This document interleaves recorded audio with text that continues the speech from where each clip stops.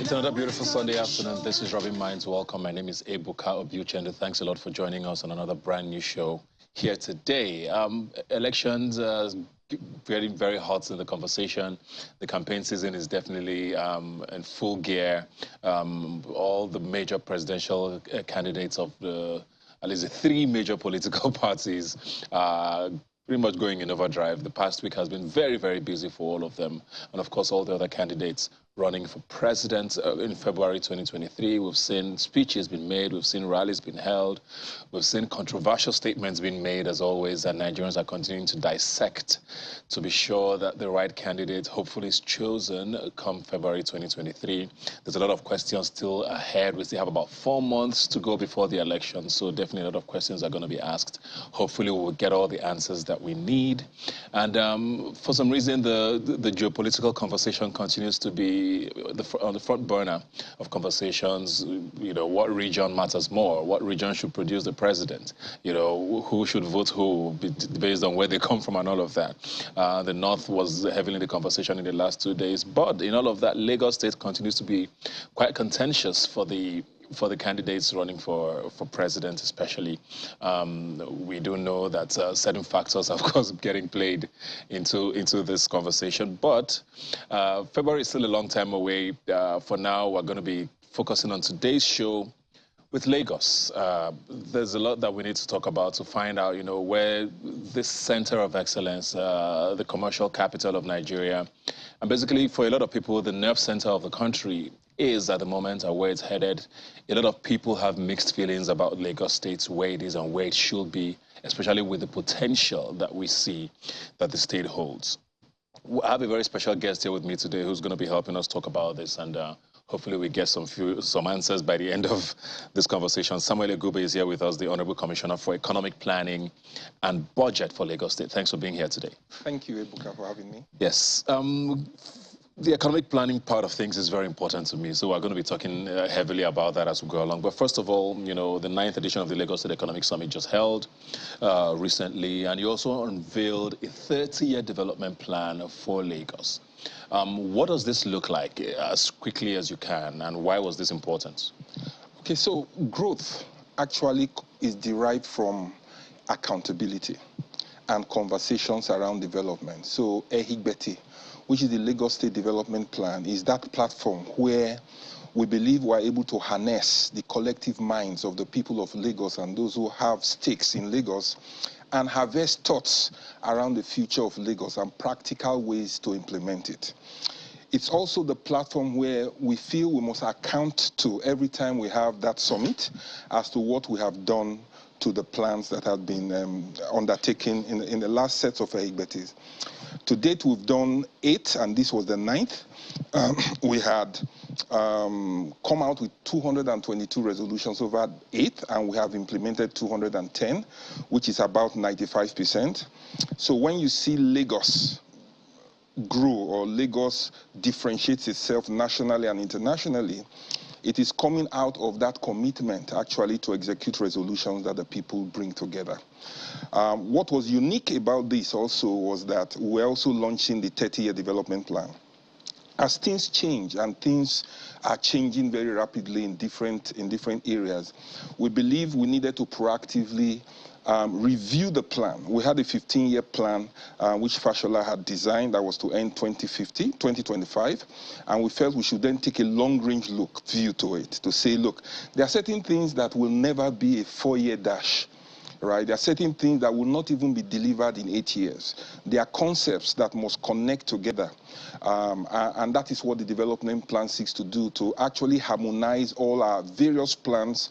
We talk with over 20,000 Lagosians, right? We talk with subject matter experts from around the world, industry leaders, development partners, you know.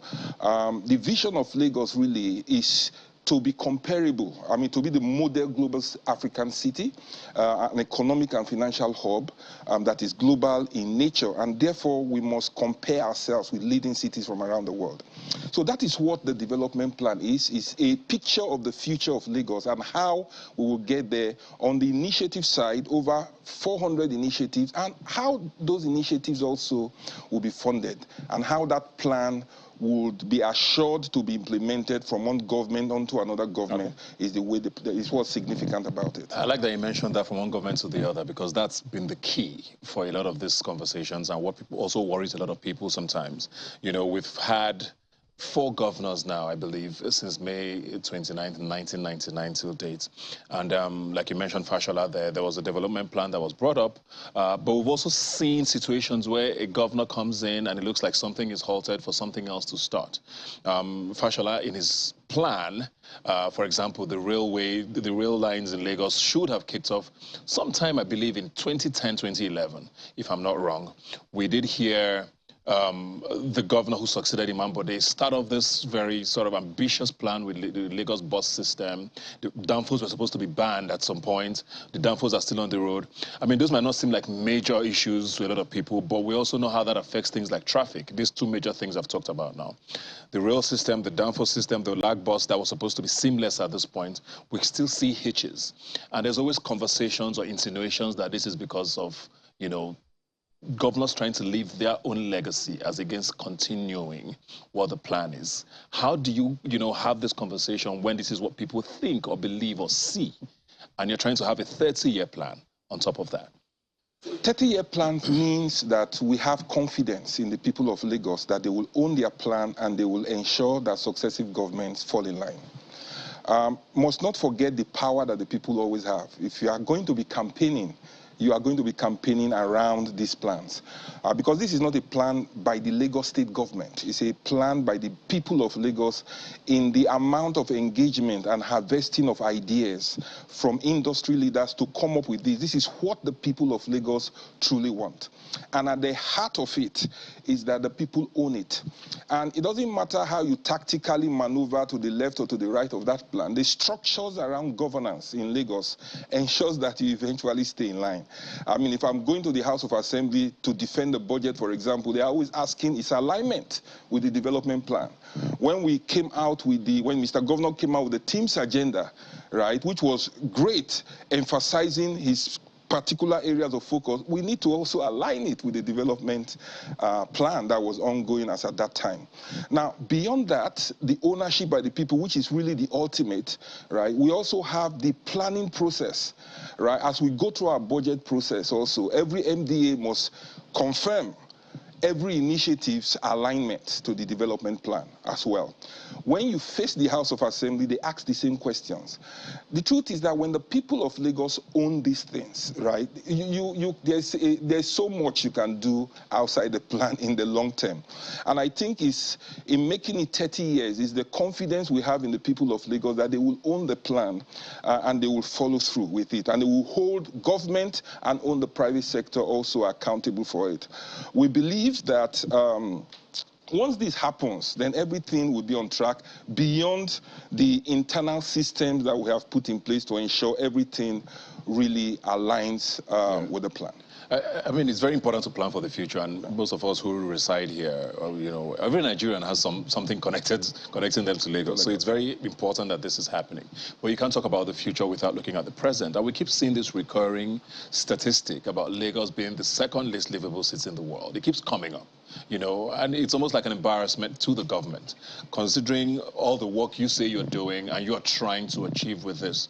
When you see stats like that, what does it do to you? What are you trying to get?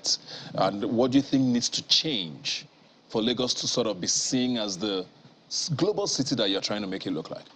Well, when I see those statistics, it bothers me because that is the image that people have globally, right? I mean, from those statistics. But it doesn't worry me much because I know exactly the path which we're doing. There are also other statistics. For example, we're a subnational that has been upgraded from a risk perspective to AAA. that stands for something very strong. It means that we are extremely sustainable and extremely resilient, right? Remember also, COVID came and Lagos was the epicenter, and even the World Health Organization looked into Lagos closely to say, how did you guys cope? When you praise Nigeria, it's because Lagos stood firm in that day of battle, together with our citizens, to fight COVID. And we survived far more than everybody else expected to survive. Lagos today is the leading city in Africa when it comes to startup support for tech entrepreneurs, right? We've gone past Cape Town, we've gone past Nairobi. Lagos today is being upgraded at a time even people like Ghana are being downgraded, right? Our poster country, right? So Lagos is making significant amount of progress in several places. We are the entertainment capital of the world, right? When it comes, I mean, let's say for Africa, think about the things coming out of Africa. Lagos seems to have is home to a lot of those people. Look at what is happening in sports. Lagos also has a big role to play in all of those areas. So what I see is the reason why we have the audacity to plan for 30 years and to plan in such a way that we continue to lead in the areas we have chosen to play in Africa, and then to measure up very favorably with emerging markets and leading cities from around the world. We were at Onga in New York, and it was better to walk than to take a taxi to get to a 10-minute place. So emerging big cities, right, have challenges, not to talk of Lagos that is situated in Nigeria, where the outcome here is significantly ahead of the of the nation. So you see a lot of urban migration, population growth that is not necessarily coming out from childbirth. It's coming a lot from migration, and those coming into Lagos for opportunity are not coming with skills necessarily, right? And therefore we have to take that national burden, right, to actually take Nigeria up. Okay. You know, so we keep on moving, we keep ourselves focused on the goal, on the vision, and we continue to plow as we make a lot of those progress. And we've seen those progress in many, many respects. You talked about the rail. The truth is, Ebuka, you don't see a subnational doing a rail alone. But Lagos must do it because the federal government is not partnering to do that, apart from the approvals they are giving. And because the subnational is doing it, it's a resource-stretching investment. We must do it because Lagos must survive in its transportation systems through mass transportation. And so we must do it, right? And we continue to push those agendas to just ensure that our standards continue to improve as we benchmark leading cities from around the world. So I like that you mentioned the UN General Assembly. They are having to walk in New York, something a lot of Lagosians can't talk about because we don't have sidewalks in Lagos. And the teams... Ebuka, we have sidewalks in our new roads. The team's agenda of Governor Sanwo-Olu, you know, starts with a T, which is transportation. And most people believe that why Lagos continues to rank lowly, you know, in all of these global indexes is because of the fact that our transportation system is very problematic, for want of a better word. You know, we hear a lot of stories about, you know, what needs to be done. The rail, we know, is going to help things a lot. The Lagos State Governor is also trying to, you know, enhance water transportation. But we also hear a lot of hindrances to a lot of these things, you know. We know that things like the Danfo, for example, either need to be reformed or scrapped. We don't know what the solution is. But we know that there's an organization there that is very hard to crack and needs to either get out of the way or be assimilated to make things work in there. We're hearing stories about why our roads are not getting fixed. This might be rumors. Maybe you can help us clear that. We know what the Lekki-Ekpe road looks like now. It's a death trap. There's potholes all over the place. And we hear it's because people have refused to pay tolls, so they've refused to fix the roads. When you hear things like this, you wonder, what does the budget, from your perspective, look like for next year for transportation? What does economic planning look like for Lagos for next year and the next 30 years? Where do you see Lagos in the next 30 years? So, Ebuka, you know, we talked earlier about Egube. And I said Egube is that place where a lot of thoughts are harvested. It was in one of the Egube that it became clear to us that as we do new roads, those roads will come with sidewalks. It doesn't matter how small those sidewalks are, it will always come with sidewalks. And that is why when you look at our new roads now, go around, you will always see some form of sidewalk that people can walk on. So that improvement in terms of our road designs actually are coming into play. Now, when it comes to transportation, a lot has happened, right? I mean, we're doing this rail. There are 2 rails going on simultaneously. The red line coming all the way from Agbado to Oyingbo, and then the blue line coming from Okokomaiko all the way to Marina. Those are huge investments. When those investments are completed at the end of this year, blue line will begin to work. Maybe first quarter next year, red line will roll into operation. What you will find is 32.5 million people being moved along those axes, cutting down their journey times from 2.5 hours to 30 minutes.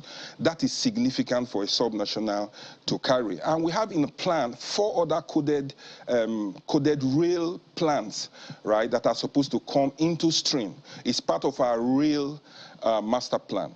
Beyond that, we're expanding the waterways to use the waterways to complement the roadways, because it's a multimodal system that we're coming to be. And we've invested, putting additional 20 large capacity size ferries on the road, on the waterways, improving the safety systems on the waterways, building about 8 jetties simultaneously, and creating routes, right, that connects more parts of Lagos, right, to create very movement efficiencies in Lagos. But on top of that, we're also doing the roads. You know, when you talk about the Ekpe, you know, it's interesting, you know, why people basically just focus on what has not been done yet.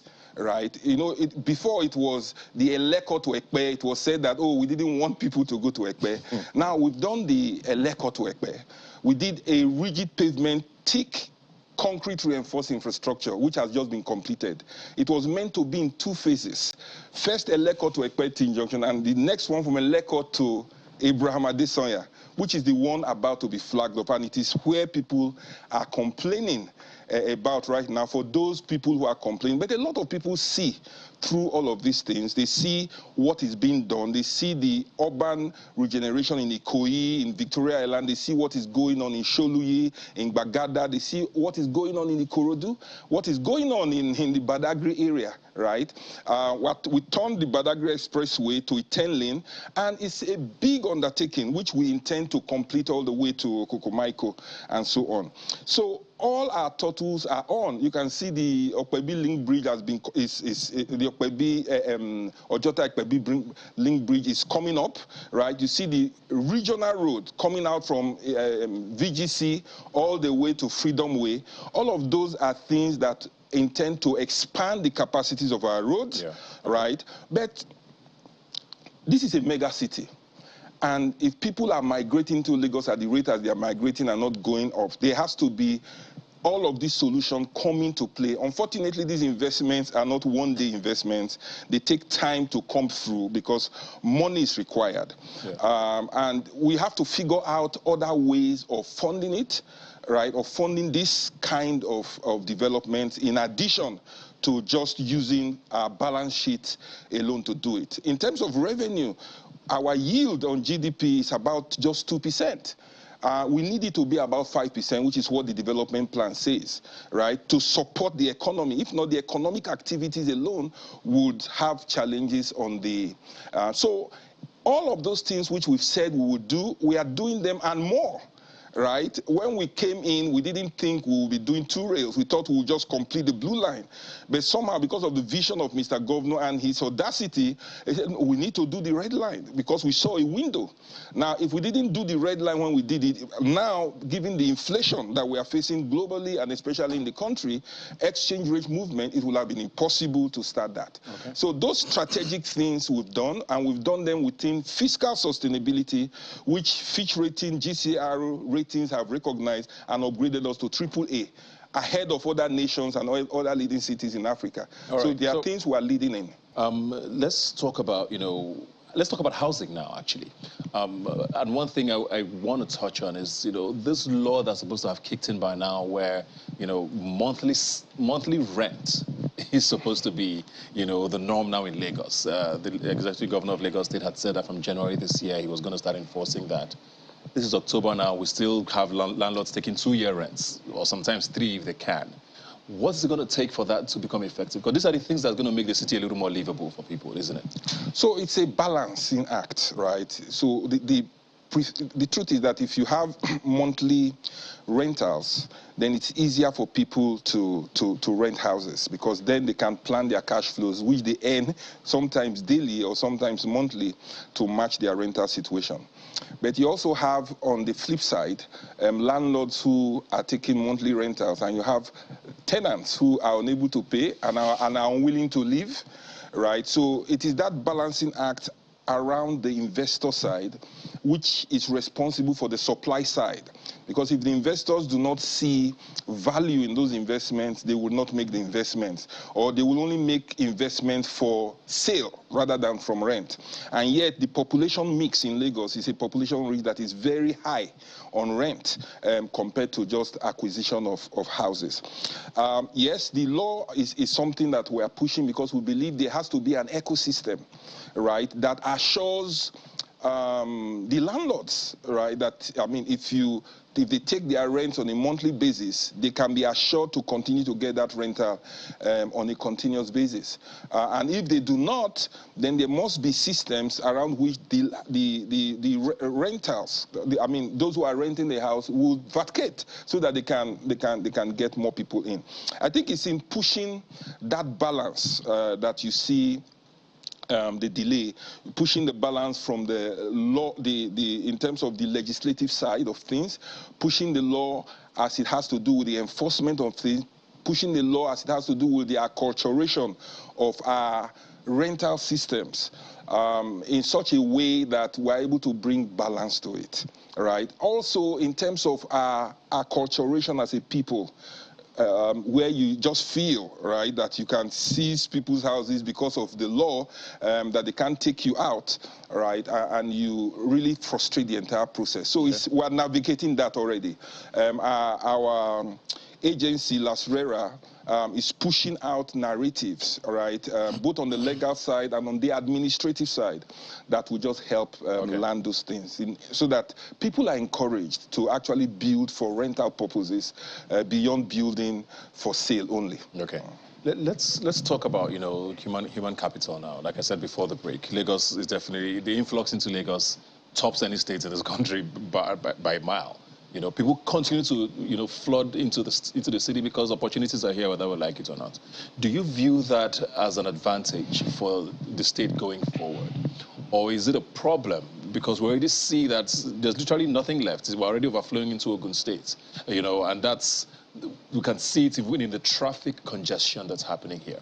So I want to get your perspective on that. And secondly, there's a jackpot culture now that's happening across the country. Lagos, of course, is definitely hit. Human capital is continuing to just be drained away to places like the UK, Australia, Canada. Are you seeing the effects already? How are you trying to mitigate that in a state that's planning to be such a giant in 30 years? So how do you find these people if all the skill is leaving? So, it depends on how you look at it. You know, in life, you either look at the opportunities that are coming as a result of an event, or you just stay with the threats and how it is hurting you. Now, when you talk about population is not necessarily bad. What you have that is bad is if that population becomes unproductive. So what you find is that a big percentage of the people coming into Lagos are not necessarily the people doing well in other states.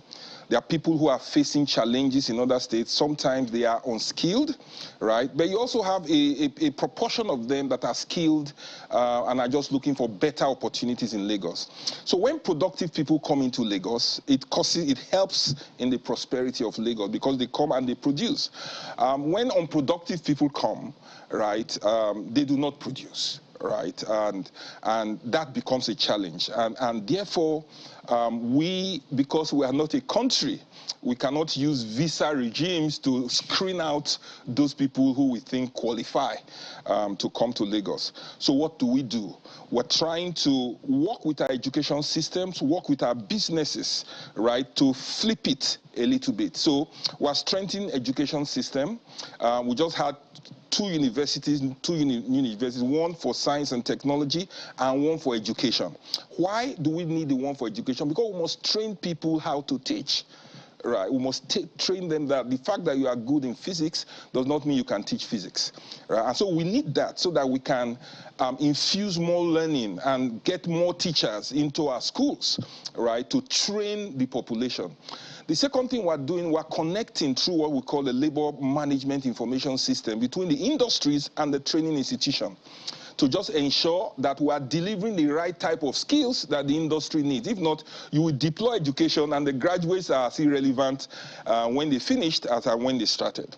So we are looking at that. We're also looking at education that is not happening necessarily within the four walls of the education systems, right? How we leverage technology to train our people. We are seeing also that there are out-of-school children leaving school, and as we investigate that, we're seeing a lot of them are going to learn skills. So what are we doing about that? We have introduced comprehensive school system. So using the additional capacities which we have in our schools to then train people around contracting, construction, fashion designing, media and filming, and all of those other skills. And we're seeing some of them return. And the principals are telling us some of those students that play truancy are beginning to focus because, of course, people that are weak financially need skills to be able to earn a living. So the comprehensive schools are also working. When you combine all of this together, you then have an education system that is attempting to improve the quality of outcomes from our learning positions. And of course, you know what we're doing in technology as well, leveraging technology in our education system and building the backbone for technology. We're training people in coding, in all digital skills to just ensure that the population is prepared for future work. Succeeding in that actually then helps convert that population into a productive one. You talked about Japa, right? Today you are talking about Japaring out of Lagos or out of Nigeria, but don't forget that Japa initially, I used that word when I was coming into Lagos. It used to be Japaring from wherever you are to come into Lagos for prosperity. How is it affecting us? Of course, it is a big challenge because it's a big challenge for the quality of workforce that we have. But the way I view it is when you are faced with a challenge like this, you need to begin to think your way out of it, right? Can you compete with the salary levels that are happening out there? Not exactly for now. So what do? What you do is that it's a war out there and you need to say to yourself, how do I win this? There are certain people that will not be able to live, and not because they cannot live. There are certain people that will not live because they do not want to live, right?